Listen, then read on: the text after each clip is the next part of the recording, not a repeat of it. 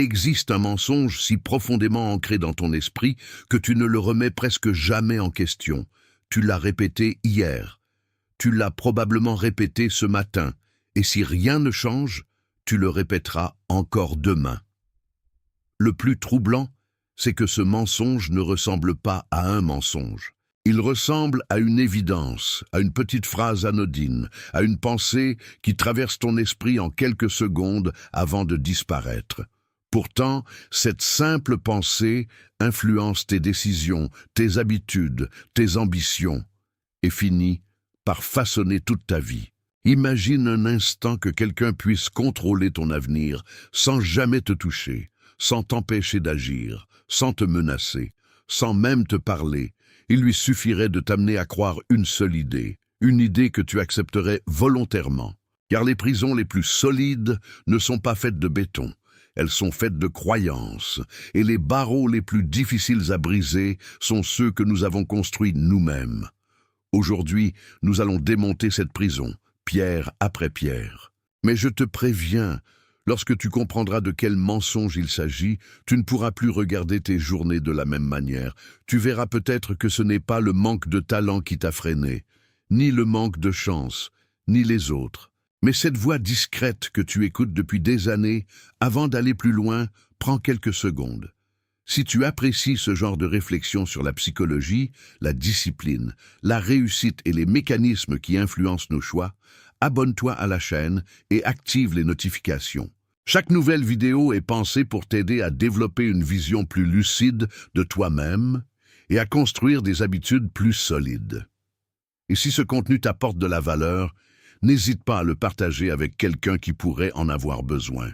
Maintenant, ferme les yeux pendant quelques secondes. Imagine que tu te réveilles dans 10 ans, tu ouvres les yeux, tout semble normal. Le même lit, la même maison, le même quartier. Tu prends ton téléphone, tu regardes ton compte bancaire, tu regardes ton agenda, tu regardes ta vie. Et soudain, tu comprends que rien n'a vraiment changé. Les rêves que tu avais aujourd'hui sont toujours des rêves. Les projets sont restés des projets. Les décisions sont restées des intentions. Ce n'est pas un cauchemar. Pour des millions de personnes, c'est la réalité.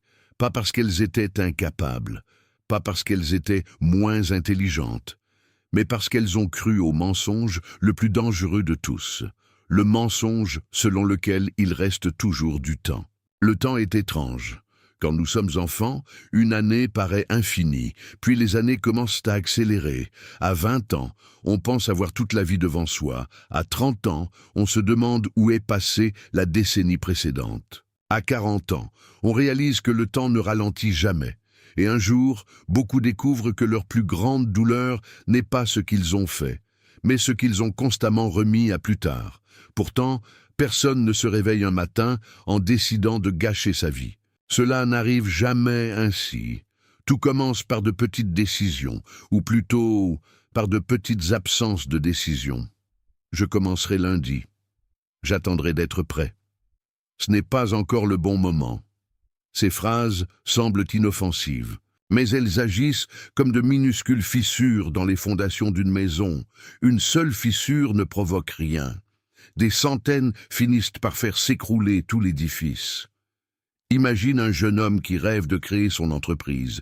Il passe des heures à regarder des conférences. Il achète des livres, il prend des notes, il suit des formations, il prépare un logo, il imagine son futur bureau. Tout le monde pense qu'il travaille, lui aussi. Mais une année passe, puis 2, puis 5, et rien n'a réellement commencé. Pourquoi? Parce qu'il a confondu la préparation avec l'action. Son cerveau lui donnait la satisfaction d'avoir avancé, alors qu'il évitait en réalité le seul moment qui compte, celui où il faut agir.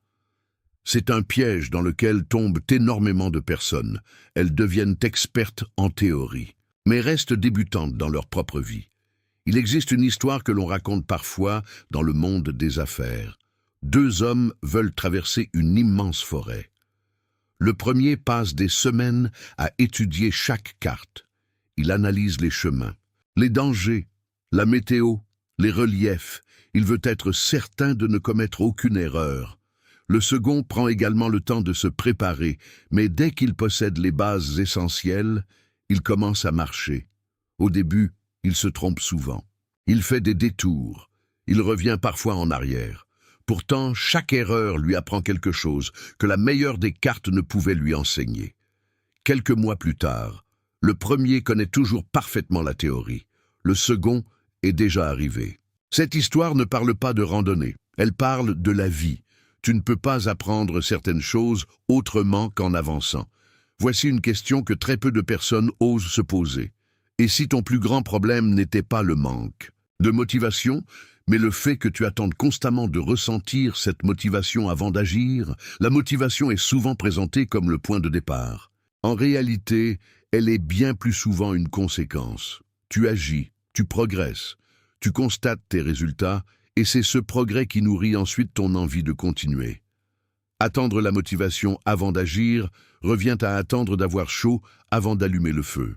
C'est inverser complètement l'ordre naturel des choses. Pourtant, c'est exactement ce que beaucoup font chaque jour. Ils attendent de se sentir prêts, ils attendent le déclic, ils attendent l'inspiration, sans réaliser que le déclic naît souvent du premier pas. Il y a une raison profonde à cela. Le cerveau déteste l'incertitude. Chaque fois que tu envisages un changement, il pose immédiatement la même question. Et si ça ne marchait pas? Cette question semble prudente, mais elle en cache une, autre, beaucoup plus silencieuse. Et si tu découvrais que tu es capable de beaucoup plus que ce que tu croyais? Car évoluer demande de quitter une identité familière. Et même lorsqu'elle nous limite, cette identité nous rassure. Nous préférons parfois une certitude inconfortable à une possibilité extraordinaire. C'est là que le mensonge devient dangereux. Il ne te dit pas que tu es incapable. Il te souffle simplement « Attends encore un peu ». Et c'est précisément ce « encore un peu » qui finit par voler des années entières. Mais ce n'est que le début. Car le plus surprenant n'est pas que nous nous racontions ce mensonge. Le plus surprenant, c'est la manière dont notre cerveau le défend chaque jour, sans que nous en ayons conscience. Et lorsque tu comprendras ce mécanisme, tu ne verras plus jamais tes excuses de la même façon. Partie 2. Le cerveau qui te protège. Ou qui t'emprisonnait il y a quelques instants, nous avons parlé d'un mensonge. Un mensonge si discret qu'il se glisse dans tes pensées sans attirer ton attention. Tu pourrais croire que tu l'as choisi, que cette petite voix est vraiment la tienne. Mais voici une idée qui mérite toute ton attention. Et si cette voix n'était pas ton ennemi, mais un mécanisme de protection devenu incontrôlable? Imagine un château fort construit il y a plusieurs siècles. À l'origine, ces immenses murailles avaient une seule mission: protéger les habitants contre les attaques. Pendant des années, elles ont rempli leur rôle. Puis les guerres ont cessé. Les ennemis ont disparu. Pourtant, les portes sont restées fermées. Les ponts-levis sont restés levés. Les gardes ont continué à repousser chaque personne qui voulait entrer. Ce qui avait été conçu pour protéger est devenu une prison. Ton cerveau fonctionne parfois de la même manière. Il ne cherche pas toujours à te rendre extraordinaire. Il cherche d'abord à te maintenir en vie, à économiser ton énergie, à éviter les risques inutiles, à te préserver de la douleur. Pendant des milliers de générations, cette stratégie a permis à l'espèce humaine de survivre. Celui qui se méfiait d'un bruit dans les buissons avait plus de chances d'éviter un prédateur. Celui qui restait avec son groupe augmentait ses chances de traverser les hivers difficiles. La prudence était une force. Mais aujourd'hui, les dangers ont changé. Le prédateur ne se cache plus derrière un arbre, il prend une autre forme. La peur d'être jugé, la peur d'échouer, la peur de paraître ridicule, la peur de décevoir, et ton cerveau réagit souvent à ces situations comme si elles menaçaient directement ta survie. Pense à la dernière fois où tu as voulu faire quelque chose de nouveau. Publier une vidéo, lancer un projet, parler devant un groupe, demander une augmentation, créer une entreprise, exprimer une idée qui te tenait à cœur. Que s'est-il passé juste avant de passer à l'action? Une petite conversation intérieure a commencé. Ce n'est peut-être pas une bonne idée. Tu devrais encore te préparer. Attends un peu. Tu risques de te ridiculiser. Ces pensées arrivent si vite que beaucoup les prennent pour des vérités. Pourtant, ce ne sont souvent que des hypothèses, des scénarios imaginés. Le cerveau adore remplir les espaces inconnus avec des histoires, et presque toujours. Ces histoires sont plus sombres que la réalité. Imagine maintenant un réalisateur de cinéma. Avant même que le tournage ne commence, il écrit un scénario catastrophique. Le héros échoue. Tout le monde se moque de lui. Il perd tout. Le film est un désastre. Puis le réalisateur décide de ne jamais tourner le film. Voilà exactement ce que nous faisons parfois avec notre propre vie. Nous écrivons un scénario négatif. Et nous l'acceptons, comme s'il s'agissait déjà de la réalité. Le plus étrange, c'est que nous ne nous demandons presque jamais « et si le scénario inverse était tout aussi possible ?» Et si cette conversation changeait une carrière? Et si cette idée devenait un succès? Et si cette tentative ouvrait une porte inattendue? Notre imagination est incroyablement puissante. Pourtant, elle peut changer le cours d'une vie entière. Partie 3. Le jour où tu commences à te croire chaque. Destin commence par une histoire. Pas une histoire écrite dans un livre, pas une histoire racontée par tes parents, une histoire que tu te racontes à toi-même. En silence, chaque jour, tu ne la prononces presque jamais à voix haute. Pourtant, elle influence chacune de tes décisions. Avant même que tu n'agisses, ton esprit répond déjà à une question. Qui suis-je? Cette question paraît simple, mais toute ta vie s'organise autour de la réponse. Si tu crois être quelqu'un de discipliné, tu chercheras naturellement à agir avec discipline. Si tu crois être quelqu'un de courageux, tu avanceras malgré la peur. Mais si, au fond de toi, tu te définis comme une personne qui abandonne toujours, chaque difficulté semblera confirmer cette identité. Voilà pourquoi certaines personnes restent bloquées pendant des années. Elles essaient de changer leurs habitudes, sans jamais changer l'image qu'elles ont d'elles-mêmes. Et c'est presque impossible. Imagine un capitaine qui possède le navire le plus puissant du monde. Les voiles sont immenses, le moteur est neuf, l'équipage est prêt.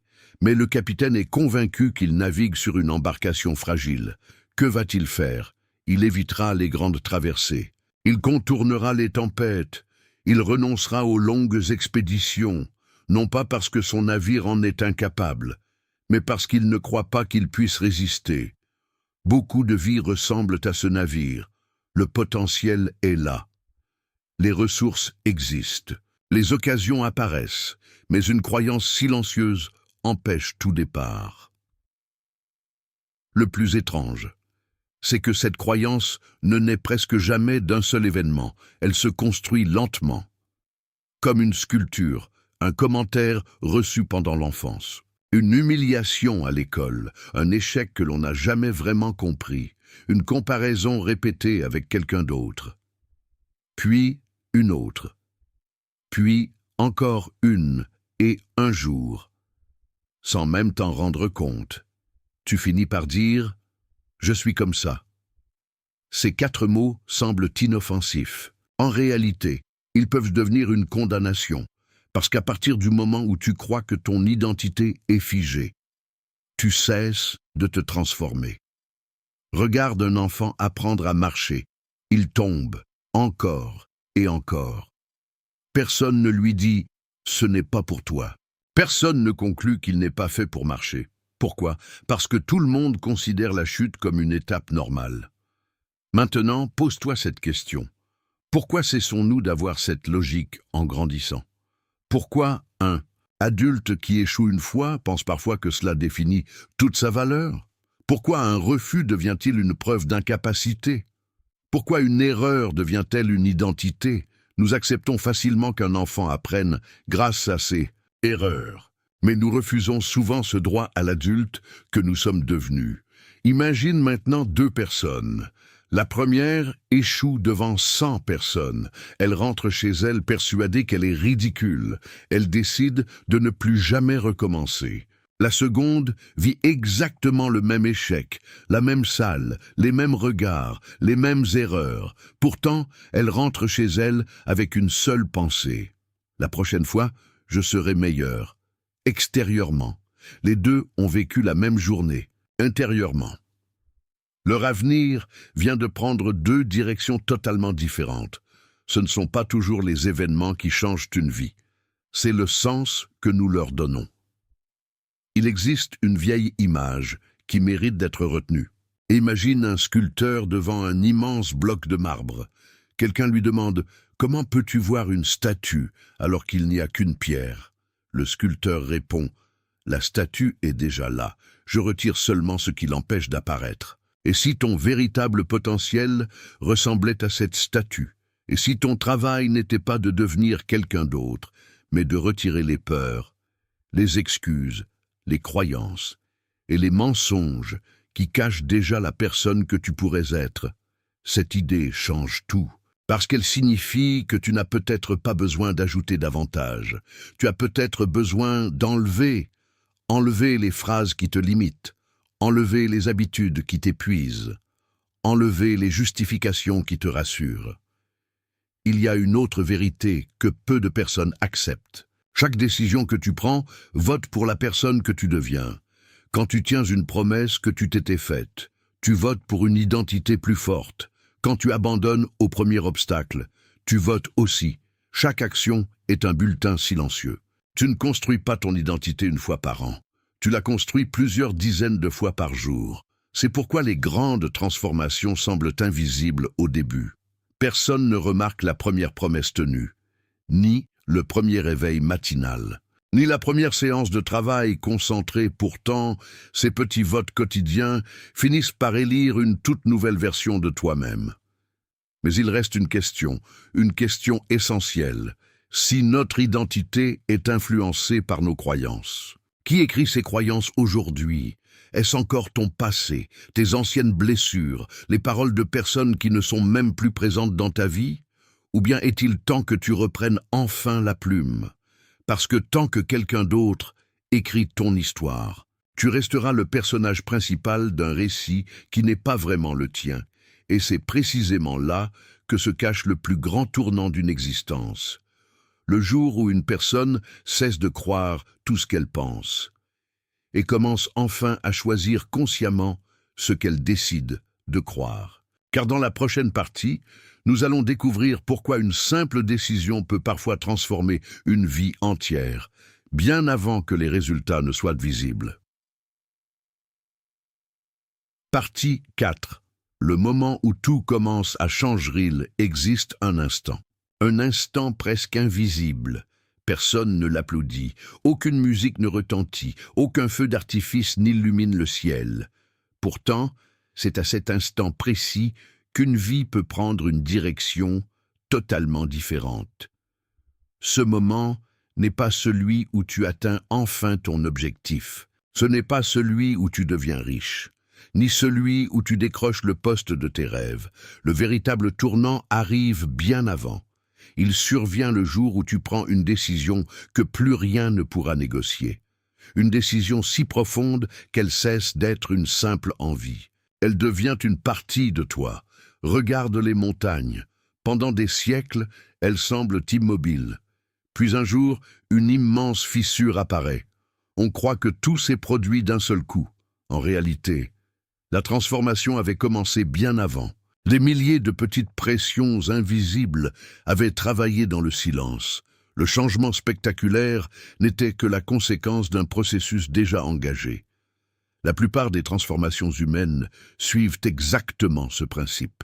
Les autres voient le résultat. Ils ne voient jamais les centaines de décisions silencieuses qui l'ont rendu possible. Ils admirent la réussite. Ils ignorent les réveils difficiles, les heures de doute, les renoncements, les efforts que personne n'a applaudis. C'est dans ces moments invisibles que se forge une nouvelle identité. Il existe une idée qui peut bouleverser ta façon de voir la discipline.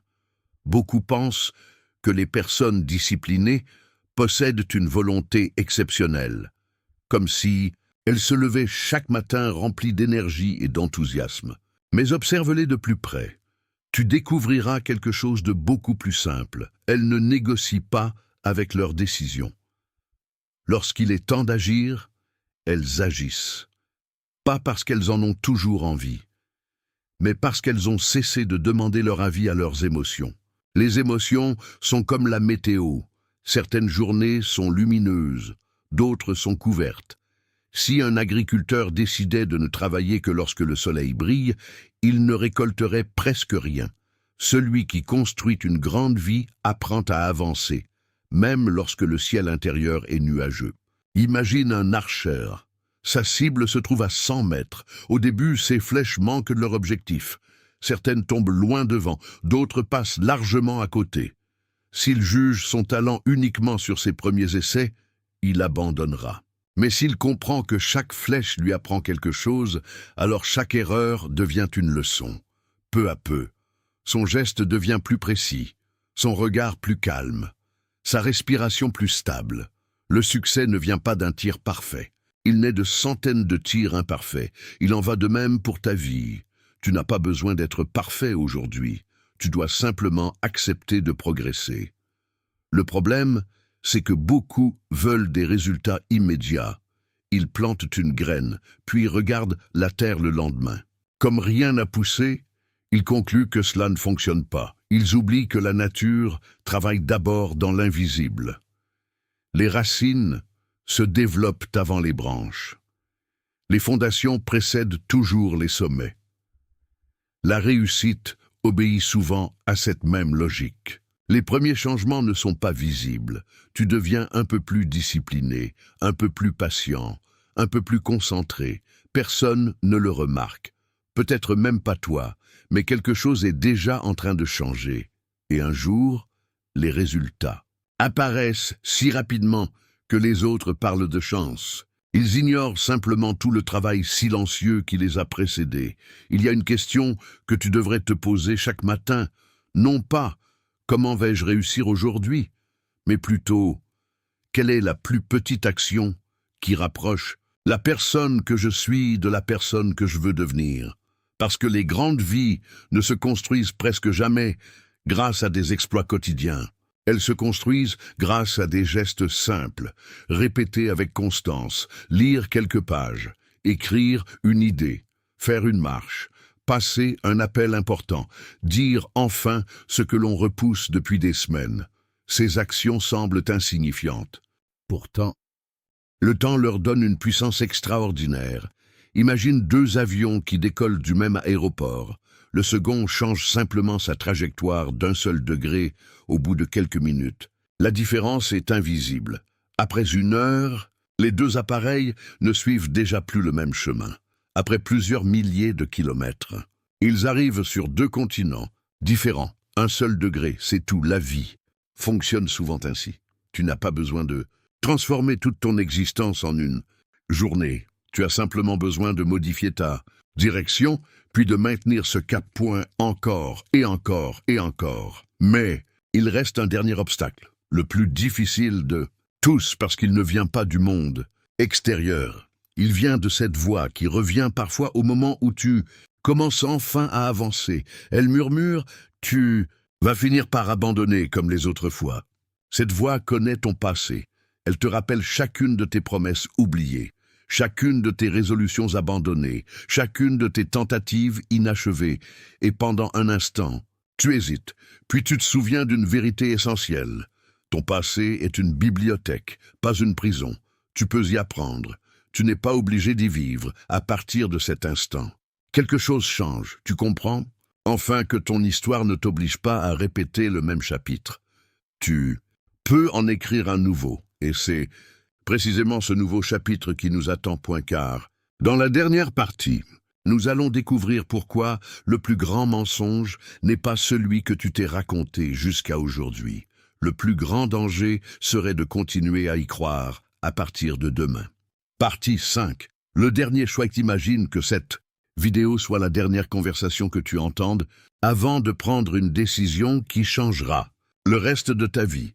Pas une décision spectaculaire, pas un geste qui fera la une des journaux. Une décision silencieuse, presque invisible, le genre de décision que personne ne remarque. sauf le temps, car le temps observe tout. Il observe les promesses que tiens, celles que tu abandonnes, les occasions que tu saisis, et celles que tu laisses s'éloigner. Il ne juge jamais, il additionne simplement, jour après jour, semaine après semaine, année après année, et c'est cette accumulation qui finit par devenir une destinée. Pendant toute cette vidéo, nous avons parlé d'un mensonge. Un mensonge qui prend des dizaines de formes. Je commencerai demain. Ce n'est pas encore le bon moment. Je ne suis pas prêt. Quand j'aurai plus de temps, quand j'aurai plus d'argent, quand j'aurai plus confiance en moi. Ces phrases semblent différentes, mais elles cachent toute la même idée. Attendre, toujours attendre, comme si la vie allait soudainement devenir plus simple, comme si, quelque part dans le futur, une version plus courageuse de toi allait apparaître. Mais cette personne n'arrivera jamais, parce que cette version de toi ne naît pas avant l'action. Elle naît grâce à l'action. Regarde, la nature.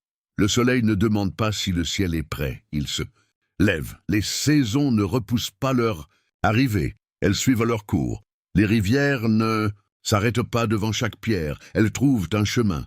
Tout ce qui vit avance, même lentement, même dans l'incertitude. Pourquoi serions-nous les seuls à croire que l'immobilité peut produire le mouvement? Il y a une scène que l'on retrouve dans presque toutes les grandes histoires. Le héros arrive devant un pont. Derrière lui, la sécurité devant lui, l'inconnu. Il ne possède aucune garantie, aucune certitude. Seulement une conviction. S'il reste où il est, rien ne changera. Nous passons tous par ce pont. Pour certains, il s'appelle reconversion. Pour d'autres, création d'entreprise. Pour d'autres encore, apprentissage, discipline ou changement de vie. Le nom importe peu. Le véritable défi est toujours le même. Faire le premier pas sans connaître toute la route.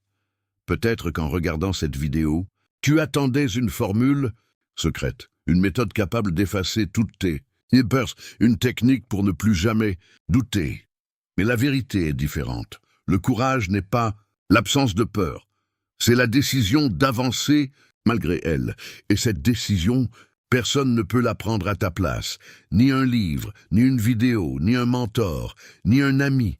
Ils peuvent t'inspirer, t'éclairer, te montrer une direction. Mais au moment décisif, c'est toujours toi qui fais le premier pas.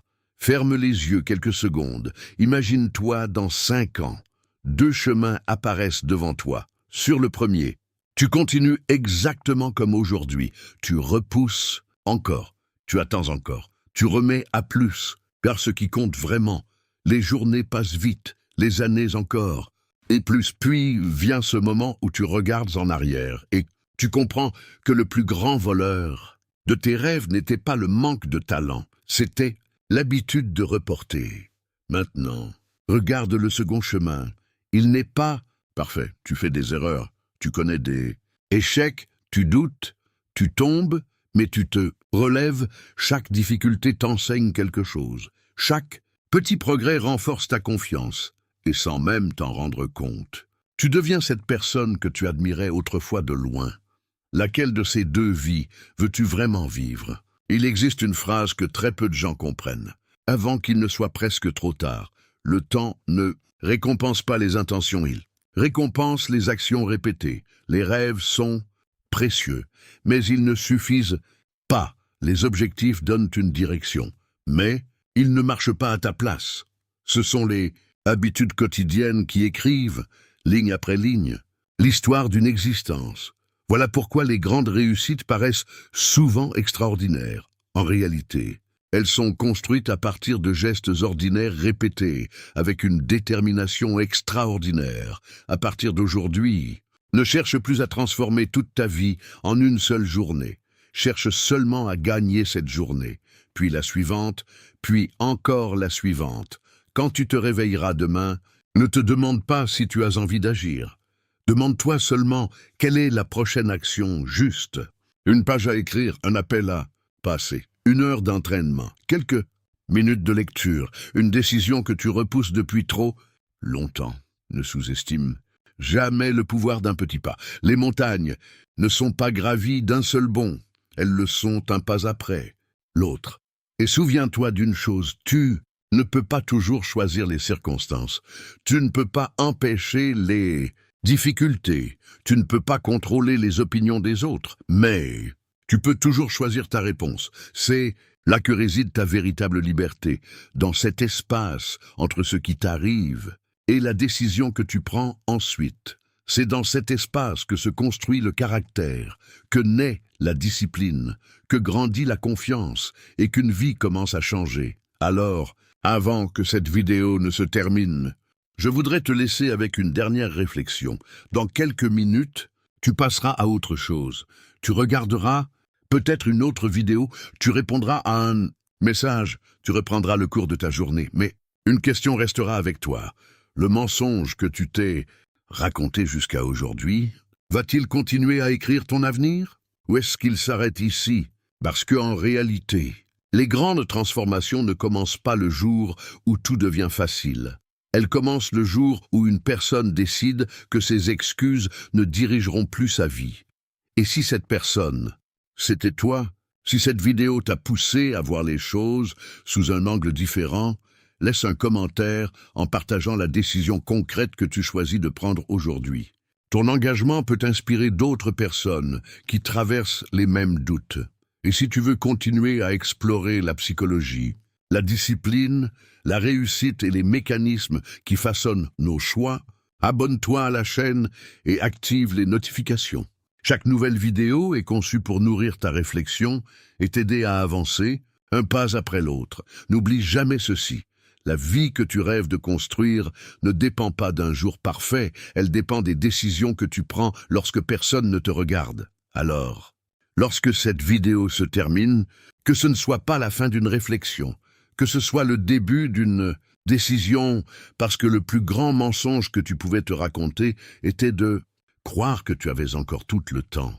Et la plus grande vérité que tu puisses découvrir, c'est que le meilleur moment pour commencer est celui que tu choisis maintenant.